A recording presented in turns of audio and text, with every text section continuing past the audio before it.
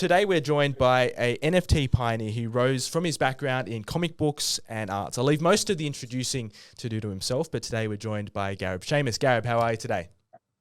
I'm doing amazing. Thank you. Yeah, it's so exciting. Love talking about superheroes. Yeah, very nice. Well, that's where I'd like to start off. You've got a background in comic books, and that's where you found your love for the arts, and you founded Wizard Magazine back in 1991. Can you quickly tell us about Wizard Magazine and your initial love for comic books, superheroes, and, as I mentioned, art in general?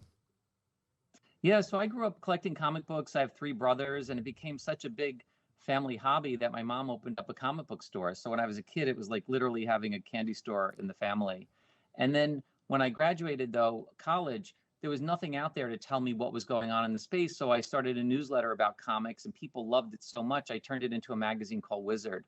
And within just about a year, it started going global. And within 5 years, we were selling hundreds of thousands of copies all over the world. It was really incredible how people really gravitated to what was going on in the superhero world.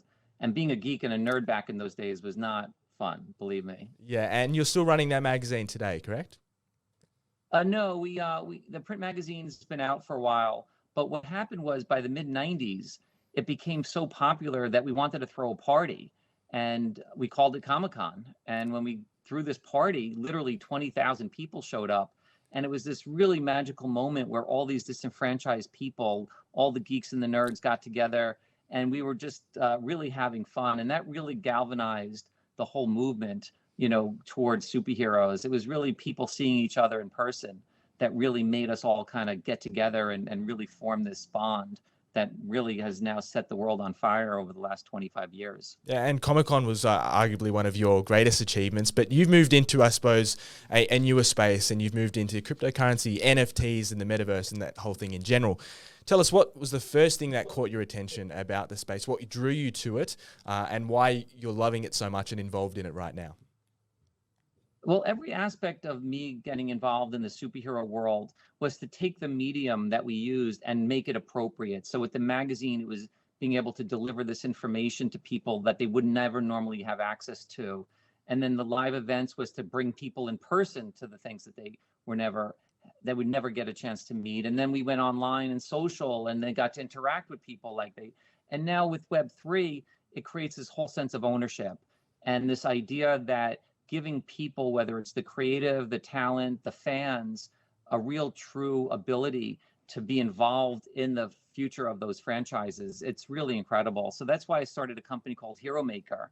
And the whole concept is to create heroes and for fans to be on this hero journey, on the hero's journey, which is the whole idea that we create these franchises and then people read these NFT comic books and they collect the NFTs, and then they get into the idea that they create their own and really be involved with where ultimately they become the hero of their own journey. So when did you found Hero Maker Studios? How big is the team and what is the vision? So we started the company about a year ago, and we have quite a few people on the team. We have a bunch of full-time people, but we work with a lot of freelancers all over the world. I've been so blessed in my life to work with some incredible people, and Hero Maker was just a really great opportunity to bring everyone together. And they're people that are the best at what they do. So whether it's the artists that are creating the franchises, or the tech team that we're working with, or people in marketing. But at the heart of it, it's really our ability to create these incredible communities and really make people feel like they're special and they're welcome and they're wanted. And especially in the world where, a lot of people don't understand the blockchain or Web3 or crypto or especially NFTs, we definitely want to be able to create this environment where everybody is included and not create an exclusive environment, but really an inclusive environment. Mm-hmm. Oh, so let us move to one of the projects that was actually launched by Hero Maker Studios. It's called Kumite. And can you tell us why this project's exciting? Yeah, so at the heart of everything that we do at Hero Maker, it's about storytelling, and it's about epic storytelling. And what we wanted to do is create this incredible battle between the heroes and the villains of the world. And we created 24 different families of heroes and villains. And we have 240 unique characters, 120 villains and 120 heroes. And they get into this battle tournament that are going to take place through the NFTs that we create. And then we're going to do a generative drop of 9,600 of the characters that are going to appear in the Kumite tournament. And then we're going to take this battle through the NFTs and into comic books. And we built this incredible backstory that people are going to be able to participate in the battles that are won or lost. And we really want fans to engage, where it's not just continuing our story, but them being able to tell the stories of the battles of their characters. But it all starts with the stories. And we have this new property. It's called Kumite. And it's really exciting in terms of us being able to share this with the world. And would you say, I suppose, the endearing and why it's so attractive is that always loved battle between the heroes and villains, something that has been timeless for so long? And do you think that timelessness will continue into the future through NFTs, through the metaverse, and all the projects that you do in the future? It's really based on that hero-villain love that people have, that I suppose maybe was part of your first love with comic books. Absolutely. I mean, it always comes down to the heroes and the villains of the world. You know, the people that have experienced something and then they try to do good from it, or the people that have experienced something and then they try to do something bad with it. And that kind of dynamic is always going to exist. And, you know, to be able to create these heroes and use comic books as a way for storytelling and getting people to be to care about these characters and to create that kind of you know, that love for these characters, you know, that you can only do through this type of storytelling. If you look at all the biggest films that have come out, so many of them have their origins in comic books. And that's because it's just been an incredible medium to build that relationship between the fans and the characters. And now being able to do that with Kumite, we're able to not only create that relationship, but also now people can actually be these characters and participate in a way that they've never been able to do before. Yeah. So I'm very curious in regards to how we get our hands on these NFTs. So if I understand correctly, there's 9,600 in total, and there is potentially a pre-sale, or how is that? Can you elaborate?